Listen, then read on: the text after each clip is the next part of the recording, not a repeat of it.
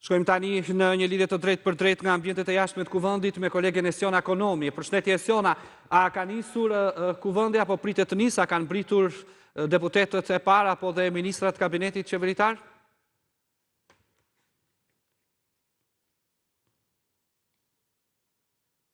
Jo, vetëm punë sekonda Esiona, sepse kemi mungesë të audios, sa të rilidhemi edhe njëherë, jemi në këtë lidhje të drejtë për drejtë me kolegen Esiona Konomi, e cila ndodhet në oborrin e kuvendit, ku pritet të nisë nga momenti në moment seanca plenare e kuvendit që është parashikuar të mbashë në orën 13 dhe pritet të nisë nga momenti në moment, të shohim nëse kanë pritur deputetët, po kështu më herët është zhvilluar dhe konferenca e kryetarëve, ku opozita ka parashtruar kërkesat e saj, ndërsa nuk ka pranuar pra në konferencën e kryetarëve edhe çështjet të tjera dhe të cilat nuk është arritur dakordësia në kuvend, në konferencën e kryetarëve dhe do t'i dhënë për votim gjatë seancës së sotme për disa ndryshime që ka kërkuar disa propozime që ka bërë maggjoranca për sa i përket kalendarit, ndërkohë që Partia Demokratike ka depozituar pak minuta më parë, pra Partia Demokratike,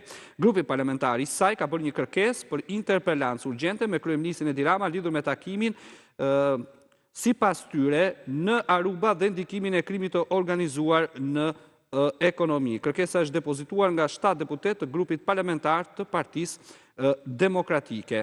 Pra, është paraqitur një kërkesë për interpelancë drejtuar kuvendit të Shqipërisë. Kjo është pra edhe kërkesa, cilët jemi duke parë në ekran, të plot e gjeni në shqiptaria.com. Pra, drejtuat kryetarit të kuvendit, kërkohet interpelancë me kryeministrin e vendit Edi Rama. Ndërkohë, ne do të marrim detaje pas pak, pritet seanca e kuvendit, nëse do të ketë debate dhe diskutime. E kam, me sa duket, kolegen Esiona Konomi. Përshëndetje edhe një herë, Esiona, jemi në pritje të nisjes së seancës? Po, sepse nuk kanë ardhur të gjithë anëtarët e parlamentit për krijuar korumin e nevojshëm për nisjen e seancës plenare. Është një seancë që parashikohet si rregull thjesht e shkurtër, kanë rendite vetëm njoftimet dhe miratimin e programit të punës dhe kalendarit të kuvendit, një çështje që sapo të votohet sot ju hap rrugën mbledhjeve të para të komisioneve parlamentare. Ndërkohë që sot nuk ka ardhur kryeministri Rama, nuk ka ardhur Sali Berisha, ndërkohë që Partisë Demokratike i mungon dhe kryetari i grupit Gazmend Bardhi, i cili është i përjashtuar deri në datën 2 nga punimet parlamentare për shkak të ngjarjeve në seancën ku kryeministri ndërpreu parashtrimin e programit qeverisës. Do të kemi vetëm këtë votim sot, pra votimin e kalendarit, i cili më së shumti ka një kalendar të raportimeve për vitin 2024, pra të veprimtarisë për vitin 2024, të institucioneve të pavarura ku ka pasur debate.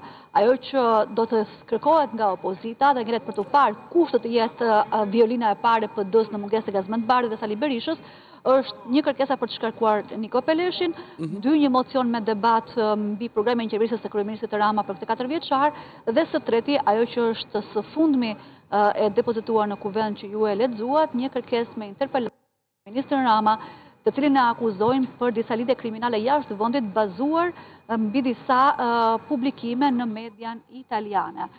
Do ta shohim sa sukses do të kenë këto kërkesa dhe çfarë do të bëjë Partia Socialiste në raport me pjesëmarrjen e opozitës në jetën parlamentare, ku interpelancat apo misioni për debat është një prej formave të veprimit. Faleminderit Esiona. Shkojmë me njëherë në ambientet e brendshme të kuvendit sapo ka nisur seanca. E ndjekim së bashku.